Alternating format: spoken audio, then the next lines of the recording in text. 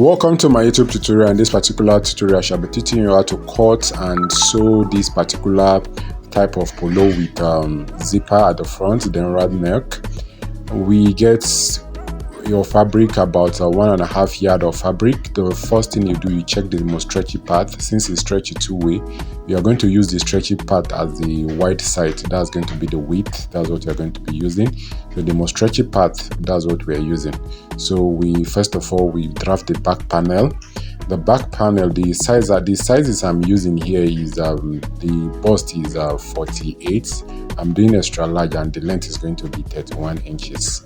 So for what we are going to do, we mark 31 inches as our full length, and from shoulder to hem, and we rule it out. Then we're going to mark our bust measurement here, which is 12.5 inches, which is 12 inches. There's no need of putting allowance, or there's no need of putting any allowance because of it's a stretchy material. So it's supposed to even be negative allowance, but this, by the time you sew it, is going to be negative. So after that, you get your shoulder measurement. My shoulder measurement was 10 inches. That's on the whole is going to be 20 inches. Then from there, I did my neck opening. My neck opening was 3 inches. Then did my shoulder slope. Then curve out the front arm and the back armhole. So look at it. This is just basically, you see, it's very simple. This is how it goes. Then if you're done with it, the next thing you do is I'm putting up the side line. After the side line, you've gotten this, you cut it out. So this is your back panel. So for your front panel, the difference is that in your front panel, the armhole, what I normally do is that in the armhole, I'm going to go deeper. I will dip it a bit than the back armhole. Then as well as the neck opening, the front neck opening is going to be 2 inches or 2.5 inches deeper than that of the back armhole, but the shoulders, the neck width still remain the same. So this is your back. I purposely did not cut the both of them together because I discovered that anytime that you cut the two of them together while folded, sometimes the ones inside will be a bit smaller than the one outside. So that's why I decided to cut it differently. So you get it, make sure that it's overlapped to each other. And this particular drafting, there's no need of left and right. It's going to be, you're not going to mirror anything. It's just going to be plain sewing. So after this particular, after you've gotten the back, you cut it out. Then, like I explained before, if you've cut it out, the major difference is in the armhole. The armhole, I went deeper a bit, and the neck opening. The neck opening, I'm adding 2.5 inches, and the neck width still remain the same.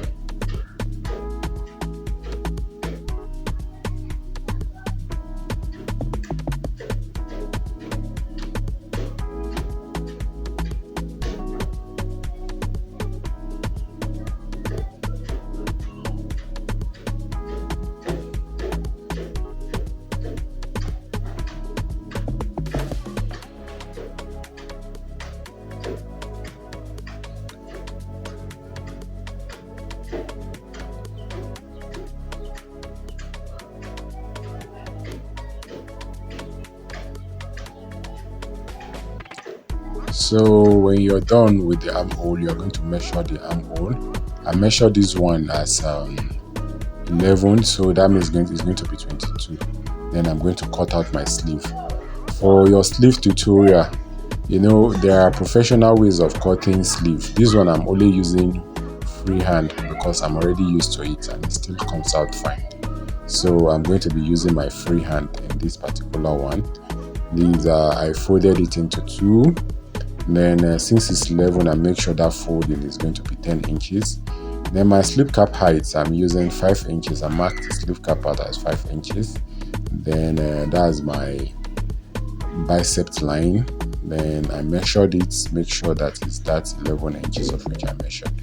Then from the hand opening, the hand length, is 9.5 inches, because I'm still going to add 1 inches to use out. I'm going to bind it with 1 inches long, so that at the end of the day it's going to be 9 inches, or it's going to be 9 inches finishing. So, and the arm opening is just you subtract 2 inches from that of the biceps, from the bicep line. So this is it. This one, I'm going to cut the second one. There is no need of mirroring. And the next thing I'll be cutting now is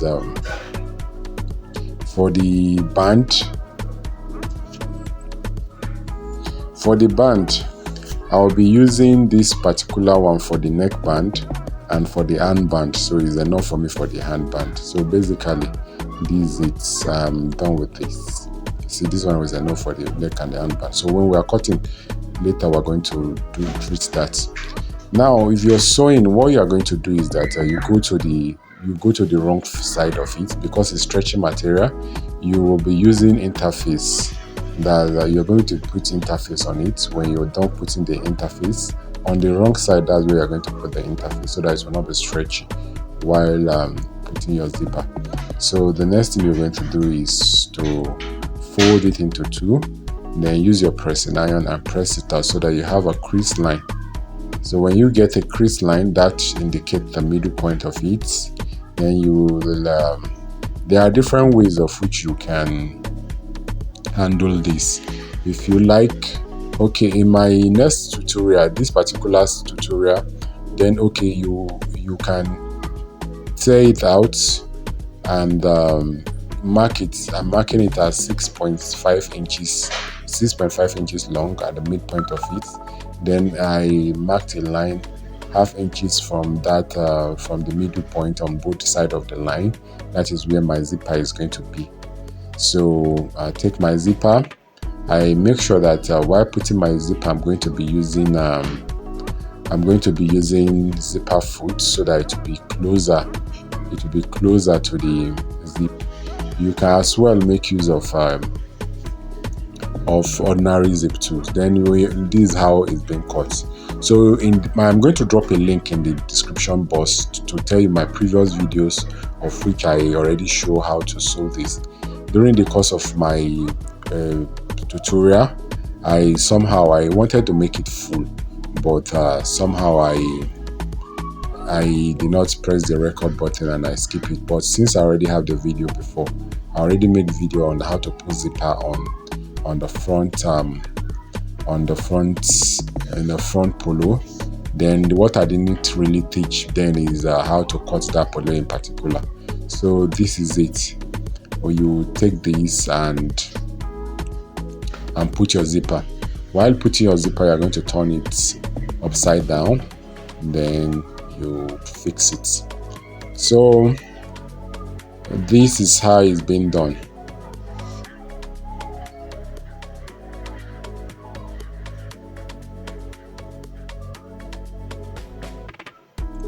Now this thing have been done. The sleeves have been done. Then the next thing is the sleeve band. I cut a sleeve band of 2 inches by 18 inches long, and I folded it. I'm using my sewing machine to hold it down. It's not compulsory this method I'm using, but I normally do it so that it will not be folded at the end of the day. So when you are done with this, the next thing you do is to attach this particular sleeve band on the sleeve itself. So while you are putting the sleeve band, there are techniques we are going to be doing. There are techniques you're going to use. Just make sure that while you're putting the band, the sleeve band, what you're going to do is that you're not going to be drawing the band much. You just put a little bit tension, make it a bit tensionic. Don't stretch this too much, so that at the end of the day it's not going to be full, so that it will not lose beauty. So this is how it's been done. So gradually you are getting there. So we are done with this. Then I love to top stitch. If you have a serger, you can take it to your serger and do that part. For now, my serger is a bit far from where I'm doing this particular video. So this is your sleeve before being attached to the body. So you do the second one too the same way. When you're done with that, the next thing you're going to do is get your front and back bodies together and join them using your sewing machine. When you've joined them, I will love to, because I have to reinforce it. Immediately after you join them, you take it to your serger and serged. If you finish serging, you will then top stitch using your machine foot as gauge to know the size of the actual top stitch. When you're top stitching, there are plenty numerous advantage of top stitching. Top stitches serve as the decorative stitches. Then as well, it reinforces the fabrics, so that especially when you have this particular fabric that draws, so you just have to sometimes everywhere possible top stitch if you are not using a serger. So we are done with that. The next thing we are doing is to fix the sleeve. Okay, we are top stitching it first. After we've done that, nextly we are going to do is to fix the sleeve. If we have fixed the sleeve, then the neck band.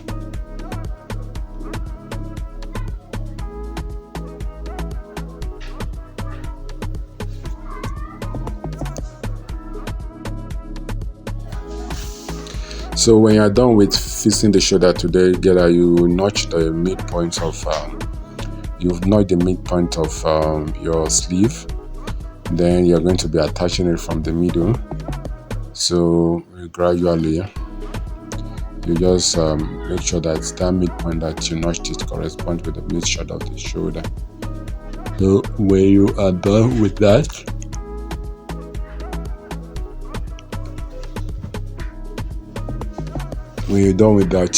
you top stitch. When you finish doing this, what we're going to do is to top stitch the hand. Top stitch is towards the shoulder. Then if you've top stitched, then you now do the second one same way.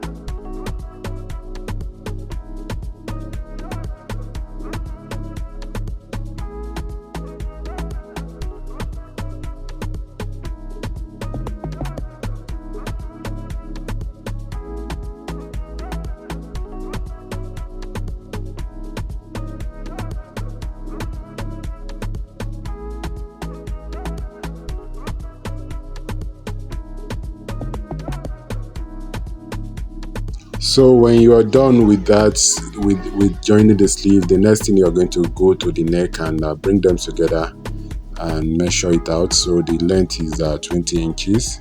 So what I did, because it's a stretchy material and I'm going to use, on fold is going to be 10 inches, but here now I'm going to make it 8.5 inches, so that it will not be slack at the neck. So I'm making use of 8.5 inches on fold.